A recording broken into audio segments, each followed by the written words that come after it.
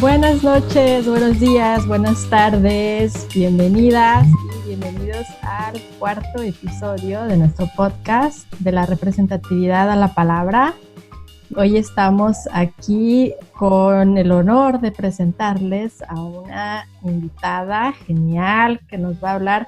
Bueno, vamos a platicar de muchos temas, vamos entre algunos otros temas a hablar sobre videojuegos y poesía. Entonces, bueno, hola Mariana, ¿cómo estás? Hola Claudia, ¿cómo estás? Pues aquí disfrutando de esta noche de viernes en la que estamos grabando, muy contenta con nuestra invitada. Cuéntanos quién es. Claro, con mucho gusto les voy a platicar porque digo, es difícil presentar a un personaje tan versátil y polímata como lo es Isabela Hermosillo, quien es una mexicana, poeta y traductora, o como ella misma se autodenomina, una habitante de las palabras y las imágenes.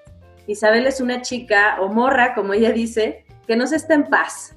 Va de gamer a poeta mística, una bilingual zealot que contempla las sensaciones y emociones a través de todo su recorrido. Y bueno, como te decía, Claudia, es difícil presentarla, pero también te puedo decir que ella es alguien con la que puedes compartir muchísimas referencias de todo tipo, desde la literatura, porque ella estudió letras hispánicas en la Universidad de Guadalajara, pero también puedes pasar por el yoga, por el misticismo del té y pues sobre todo por la cultura de los videojuegos. Me encanta. De hecho, Isabel siempre nos está enviando listas de videojuegos, pero siempre la realidad se mete en el medio, ya sabes cómo es esto. Pero bueno, sin más preámbulo, quiero saludarla. Antes que nada, ¿cómo estás, Isabel? Muy bien, Mariana, Claudia, qué gusto escucharlas, que me hayan invitado. Bienvenida. Qué gusto tenerte, Isa. Bueno, fíjate, me gustaría empezar pidiéndote que nos platiques un poquito de lo que nos platicabas hace rato tras bambalinas, de tu trabajo actual, al que más tiempo le estás dedicando ahorita y que tiene que ver con una de tus grandes pasiones, los videojuegos.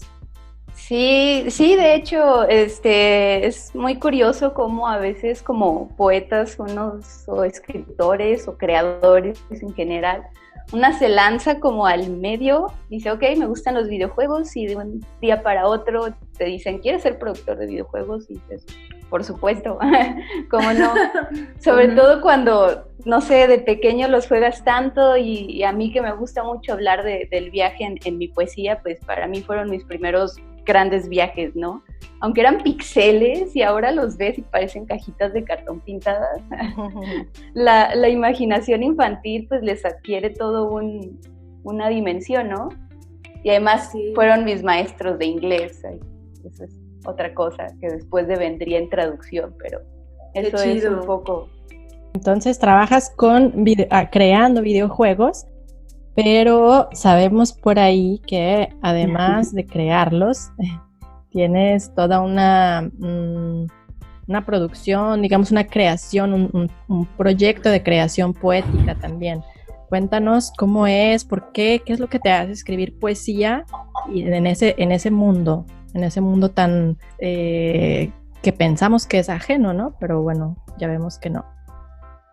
Pues es un poco, yo creo, la misma fascinación que sentían los dramaturgos en la antigüedad, ¿no? Que es este escenario, que sabes que hay un escenario que tiene una oscuridad, una bambalina, y que en cuanto tú te sientes a participar de ello, vas a entrar en un universo completamente distinto, ¿no? Vas a entrar en la búsqueda de Orfeo, vas a llegar a, no sé, algo tan gracioso como este videojuego que les mostraba de que eres un ganso, vas a hacer la vida de un ganso. Es todo, son universos representativos. Es muy interesante. Cualquier cosa entonces, ¿no? Sí. Esa es una de las grandes fascinaciones del videojuego, creo yo. Ahí hay mucha representación y lo más interesante que es lo mismo que lo hermana y diferencia de las artes, que es todo un debate, es que acá hay una intervención activa. No es lo mismo pasar una hoja en un libro a tener que hacer que el personaje haga algo. Cuando tú lees es como lo voy leyendo y va sucediendo, pero en el videojuego si yo no presiono nunca start, el personaje no avanza. Tú le das vida, ¿no? Exacto, tú le das vida y él te invita a ser partícipe de su vida. Es una cosa muy, muy recíproca. El videojuego es muy recíproco en ese sentido. Oye, Isa, a mí se me hace padrísimo cómo hablas de esta intervención del personaje que puede uno, pues, intervenir en los videojuegos, y creo que tú como productora, pues tiene mucho que ver tu trabajo de poeta con eso, ¿no? Con la creación de experiencias, emociones y sensaciones en un mundo virtual. Creo que es algo en lo que coinciden, bueno, tus dos trabajos, tus dos creaciones. Sí, definitivamente. En un trabajo de producción en el que estás viendo mentes maestras, genios de sus áreas, hacer su parte, yo creo que lo más sorprendente para mí ha sido ver cómo todos tienen que llevar un proceso de investigación, ¿no? Yo veo a los desarrolladores hablando en lenguajes de Unity, cuestiones técnicas muy, muy interesantes, todo un universo, que de repente se dispara el poeta interno, el escritor interno, y dice, una novela de ciencia ficción, hablando de circuitos, digo, no sé, es muy estimulante. Creo que la poesía está en cualquier sitio, puedes voltear a un sitio y te aparece un poema, ¿no? O estos poemas lentos que vas contemplando en la tarde. Es cuestión de ver la poesía. Como tú dices, la poesía se te manifiesta, ¿no? En tu proceso a ti se te manifiesta, pero yo creo que también todo esto tiene algo que ver con las cosas que has visto en tus viajes y lo que has experimentado, ¿no? Muchos de tus temas, no sé, tienen algo que ver con los viajes que has hecho. Tus temas, por ejemplo, que te gusta el humo, el bosque, el espejo, los dobleces de la realidad, de estos que te he escuchado yo hablar, que me encanta. Platícanos un poquito de eso. De pequeña me gustaba mucho esta cuestión del videojuego, como esta pantalla a la que entras y hay un universo absolutamente distinto al que imaginas, ¿no? Eres un niño, de por sí eres un niño, eres una niña pequeña y todos los estímulos son maravillosos en sí mismos, pero empiezas a jugar un videojuego que es un universo pixelado, los colores son distintos, las reglas son distintas, que empieza una fascinación, ¿no?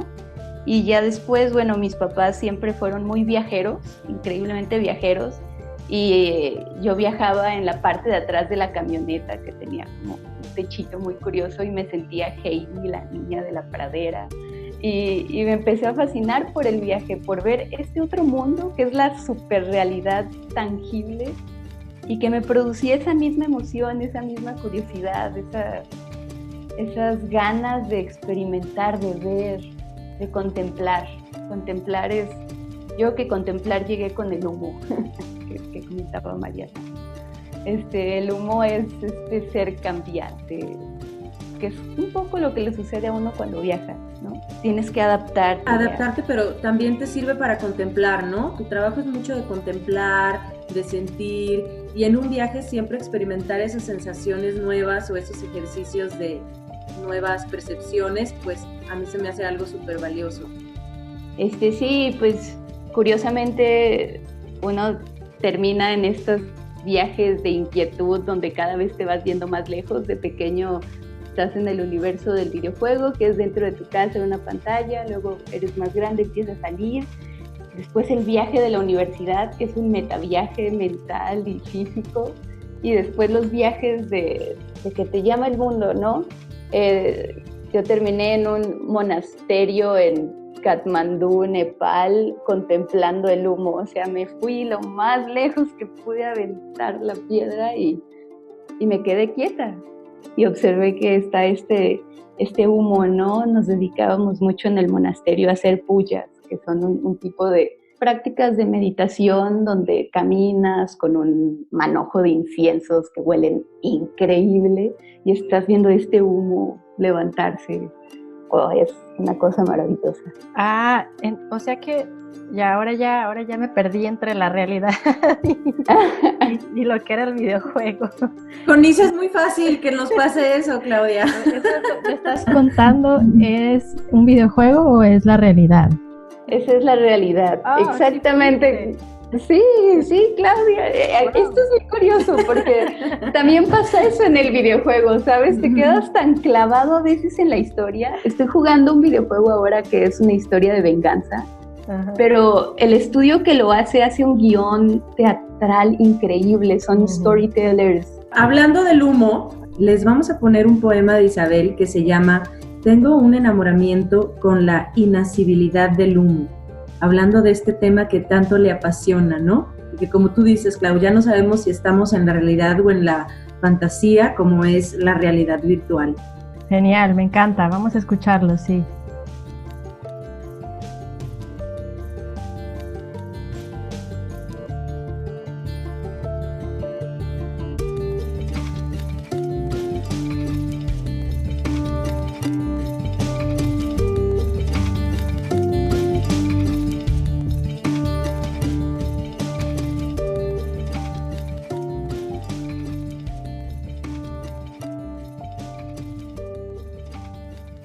Tengo un enamoramiento con la inasibilidad del humo. Tengo un enamoramiento con la inasibilidad del humo que se desvanece entre las nubes. Observar por la ventana que enmarca un cielo más allá de mí es deleitarme en el escurrir de las horas que pasan silentes.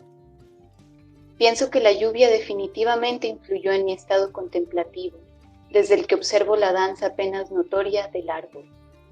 Regresé la atención a las palabras que se manifestaban entre mis ojos. Caían de las cejas como lágrimas, sin párpados que las detuvieran, más cercanas a la acción de la lluvia que a la del llanto. Las palabras también son como el humo, y me encanta el humo.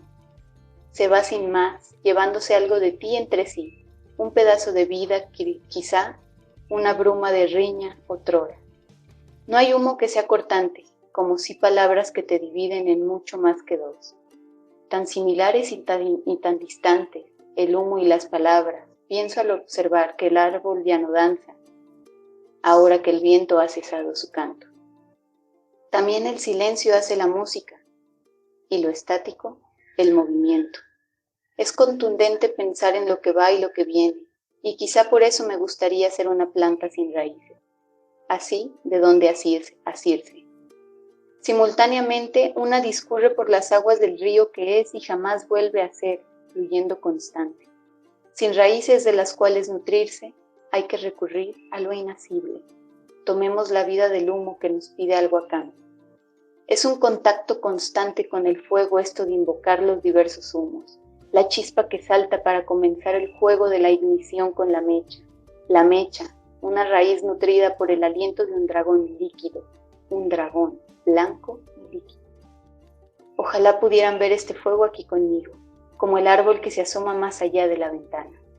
Sobre sus ramas y a la altura de mis ojos, las nubes son grisáceas y cubren la totalidad del cielo. Quizás se trata en realidad de una película de polvo de agua que quedó adherida sin mí. El fuego también se desvanece, si acaso es un poco más insistente. Revela secretos antes de irse en un ligero puff, y deja tras de sí una ligera estela de humo que no se desvanece, se integra a las nubes. Y yo suspiro de enamoramiento cuando se extingue esa última voluta de humo y nace.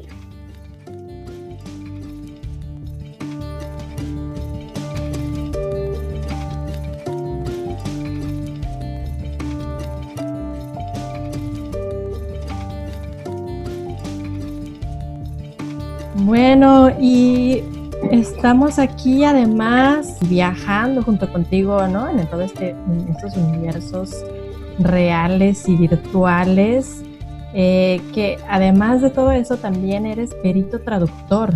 Nosotros también, bueno, trabajamos con traducción, entonces con esa curiosidad que tienes en la traducción y con los ejercicios de cambiar de un idioma a otro, bueno, me parece que trabajas con inglés, ¿verdad? De inglés a español, de español a inglés.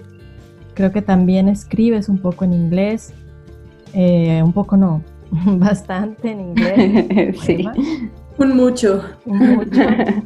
Entonces, bueno, ahora nos gustaría saber si tienes alguna perspectiva de género en el lenguaje en cuanto a ese cambio, ¿no? En la traducción del inglés al español, que como sabemos en el inglés es un poco diferente, ¿no? El inglés es una lengua un poco más neutra. Entonces, me gustaría saber si tienes alguna una reflexión o una postura sobre esto. Bueno, sí, sí hay, definitivamente cuando te enfrentas a tus primeros trabajos de traducción, si tienes la buena o mala fortuna de que no sean literarios, no te das tanto cuenta de esto, ¿no? Pero empiezan a aparecer ciertos detalles. Esta cuestión de género yo lo he notado mucho, sobre todo en textos que requieren una sensibilidad para construir el mundo, ¿sabes? Un contrato es muy abstracto, sabe lo que quiere decir y aunque sí hay indicios, sí hay pequeños indicios de como dejar de lado el género gramatical femenino. Cuando te enfrentas, Claudia, a alguna obra literaria, ¡pua! Ahí es donde comienza un verdadero como reflexión de lo que es el mundo, porque a fin de cuentas el lenguaje es la manera en que construye colectivamente una realidad, ¿no?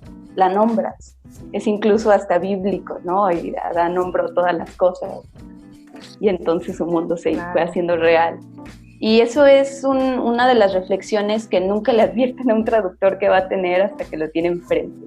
Estás aquí en este fragmento de una habitación propia de Virginia Woolf y te das cuenta de traducciones hechas por mujeres a traducciones hechas por hombres, ¿no? Uh-huh. Que hay una sensibilidad distinta, porque a fin de cuentas el autor de una habitación propia es Virginia Woolf, es ella, ¿no? Sí. Y muchas traducciones tienen como masculino, no sé, y reflexiona uno, por ejemplo. Reflexiona uno lo que es tener una habitación propia. Con realidad es reflexiona una, porque hay esta insistencia en no reconocerlo o no usarlo, más bien no usarlo, porque hay resistencia a usarlo. Sí, en lo que el famoso masculino genérico, ¿no? El antropocentrismo. Eso, el masculino genérico. Lo damos tan por hecho y es todo un tema del que hemos querido tanto hablar y bueno, seguramente lo haremos someramente porque vaya que da mucho de qué hablar, ¿no? Sí, es todo un ejercicio de reflexión. A mí creo que me sorprendió mucho darme cuenta de lo habituada que estaba a utilizar el genérico masculino, justamente, que ha sido un trabajo divertido, porque a fin de cuentas creo que esta estricta visión de no, gramaticalmente tenemos que escribir de tal o X manera, porque la Real Academia de no sé qué sitio dice que esta es la manera en que se tiene que hacer, ¿no? Porque el lenguaje es como exacto, lo correcto, y ahí entramos a la cuestión shakespeariana de no hay bueno ni malo, pensarlo lo hace así, no hay correcto ni incorrecto. Es una libertad de uso, ¿no? Uno está en la carrera de humanidades y dice, no, por supuesto que no vamos a pegarnos a reglas, pero sales al mundo real y empiezas a descubrir que tu lenguaje hace tu mundo y pues quieres jugar un poco con el mundo, ¿no? Como una caja de Legos, puedes construirlo como tú quieras. Ahora entendí por qué lo de los videojuegos. Tienes ciertas herramientas y las usas. Pero quiero escuchar eso de por qué entendiste lo de los videojuegos, Claudia, me quedé, tengo curiosidad. Ahora nos dices. No, ajá. Sí, ahora me queda más claro por qué lo de los videojuegos, ¿no? Porque es como, sí, como dices, ¿no? Salimos de de la universidad, en donde es la teoría y lo correcto, no sé qué, salimos a la realidad y aunque no, a veces no queremos o no querramos seguir esas reglas, las tenemos que seguir, pero al entrar en ese mundo virtual en donde uno puede crear también y darle vida a los personajes y hacer también su camino, digamos, su viaje, ¿no? Tenemos un poco más de esa libertad. Y lo mismo con las palabras, ¿no? Escribiendo. Exacto. O escribiendo de esa forma más creativa, digamos, tenemos esa libertad también. Sí, claro, permitirte jugar. El juego es una parte elemental para la creatividad y creo que todos trabajemos en lo que trabajemos. Necesitamos creatividad para resolver los retos que implican los trabajos, ¿no? ¿Y por qué habría de ser tan estrictos con una cuestión que además es colectiva, que además existimos mujeres, que además hay un gusto por explorarlo, o sea, no es pleito, siento que últimamente ese tema está tan politizado que todos saltan, es juego. Así es. Uh-huh. La poesía es un terreno en blanco para todo, lo mismo que cualquier arte, y el videojuego para mí es un arte. Me encanta que lo veas así, Isabel, con una mirada abierta, crítica, una mirada divertida, porque de eso se trata, de, como tú dices, ser creativos, crear cosas nuevas, ¿no? Y esa parte es algo que a mí me parece súper importante, el darnos la chance de crear nuevos mundos como en los videojuegos. No es que el mundo es así porque así ha sido siempre, tenemos la chance o la oportunidad de crear algo nuevo todo el tiempo, ¿no? Y es una capacidad que tenemos el ser humano y que sí, bien importante desarrollarla para sentirte bien. Sí, definitivamente, definitivamente. Hay también mucha cuestión de esta exploración en prácticas como el yoga. Yo veo a niños, a bebés de 1 o 2 años, cómo se levantan y hacen naturalmente posturas que después le hacen yoga de manera estática y dices, wow, ¿cuándo se nos olvidó movernos así? Así es, ellos las hacen naturalmente, ¿no? Es como les sale ya de por sí. Oye, Isa, y retomando o aprovechando que estamos hablando del lenguaje incluyente, nosotras tratamos de sí tener una perspectiva de género, y digo yo trato, porque a veces la verdad me cuesta trabajo hacerlo consciente. Nos traicionamos, ¿no? Nos traicionamos y caemos y me traiciona mi inconsciente. Pero bueno, en este sentido queremos hacerte la pregunta de que si tú tienes alguna mujer en especial a la que admires o que haya sido tu mentora en este camino que llevas como poeta, traductora y artista. Es una pregunta que siempre hacemos a nuestras invitadas. Y una pregunta que está difícil, oye, se me ocurren muchas mujeres que marcan tu vida de más de una manera, ¿no? Pero si tuviera que elegir en este momento, creo que retomaría un poco como periféricamente el tema de la pandemia que nos ha tenido en casa encerrados y que una de las últimas impresiones que yo me llevé de habitar las ciudades fue ir a la marcha feminista de Guadalajara de este año, que fue una cosa sorprendente, o sea, ver no solo una mujer, no solo era una mujer con un rostro y un nombre, sino que esta mujer colectiva que se está convirtiendo y que está bulliendo tanto en Latinoamérica y en el resto del mundo, ¿no? Lo que hacen las chilenas, las argentinas, uruguayas, no sé, brasileñas seguramente hay un montón también, en México que hay tantas colectivas que están en Oaxaca con el encuentro de mujeres cada año, no conozco bien las fechas, pero sé que están súper activas y que somos una masa colectiva, ¿no? Creo que en este momento me siento muy conectada con las mujeres en general, la mujer, ¿no? Estamos redefiniendo lo que es ser mujer, estamos trabajando desde muchos ángulos. Hace poco hice una traducción de una obra de teatro que justamente hablaba de esto, ¿no? Una obra de teatro de comienzos del siglo XX en México y te vas para atrás con lo actual que sigue siendo el tema, principios del siglo XX, estamos hablando de 100 años y el tema sigue siendo vigente, el tema sigue siendo necesario. Somos muchas mujeres las que estamos conectadas con esto, ¿no? Y nos gusta reflexionarlo desde el lenguaje, desde cómo nos representamos, desde el trabajo que hacemos. O sea, es una gran colectiva de mujeres a las que admiro. A todas. Me encanta.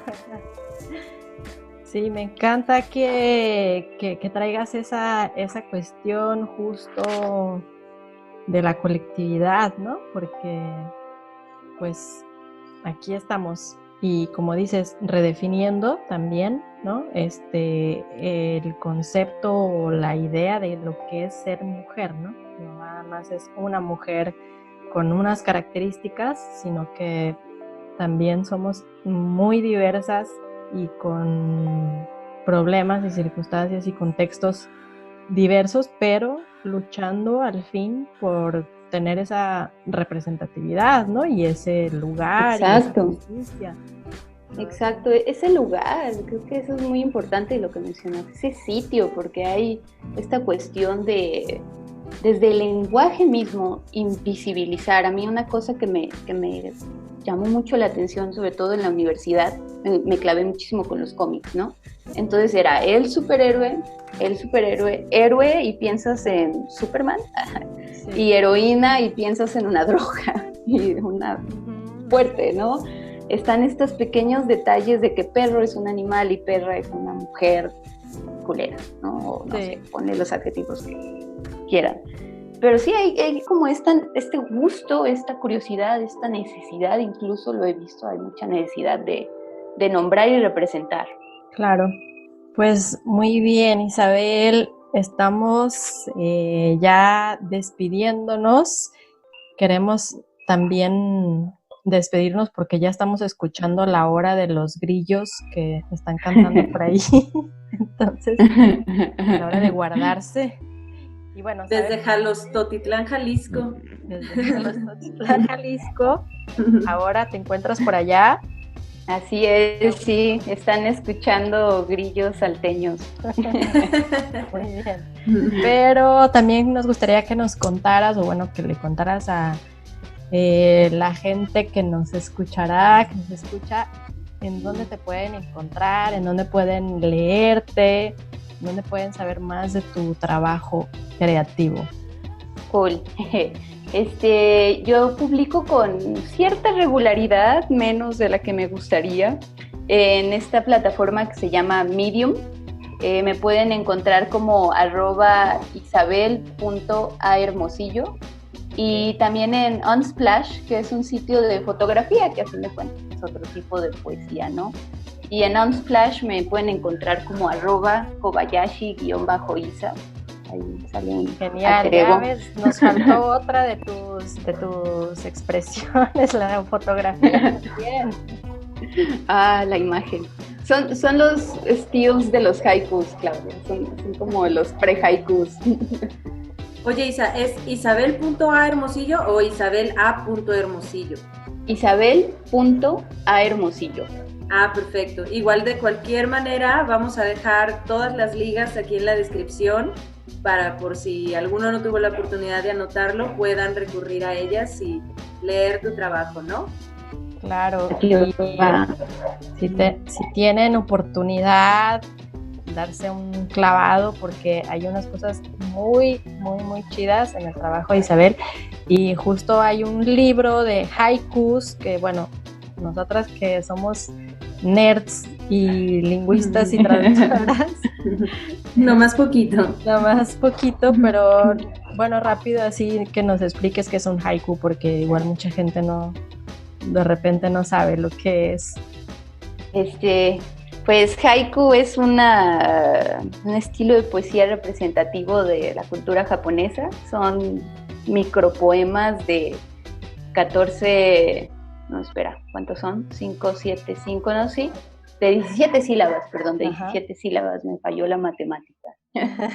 Una de mis no expresiones muy fluidas. Son 17 sílabas, son poemas muy breves que buscan capturar un momento espontáneo, ¿no? Ajá. En japonés, pues pueden encontrar un universo increíble, pues, sí. Y haiku mexicano también hay, los míos, por ejemplo. Los tuyos que además están representados gráficamente en lenguaje de videojuegos también. Claro, son haikus de videojuegos, tenía que tener píxeles. Sí, muy bien. Bueno, amigos y amigas y amigues y todos los que nos escuchen, nos vemos, nos escuchamos muy pronto por aquí. Ojalá nos veamos pronto. Sí, por favor. Un abrazo, Isabel. Muchísimas gracias. Gracias a ustedes. Abrazos. Gracias por compartirnos, Isa, y sigue disfrutando de ese azul tan padre que nuestros escuchas no pueden ver, pero nosotros vemos desde tu imagen. ¡Qué envidia! El cielo de Jalostotitlán, Jalisco. Así es. Un abrazo. Chao. Chao. Muchas gracias por escucharnos. Les esperamos en nuestro próximo episodio desde México y Brasil para el mundo. Suscríbete a nuestro podcast de la representatividad a la palabra y síguenos en nuestras redes sociales como Malintzin Translation and Linguistic Service. Y en la descripción de este podcast está la liga a nuestro blog. Y ahí mismo podrás encontrar más información sobre nuestras invitadas.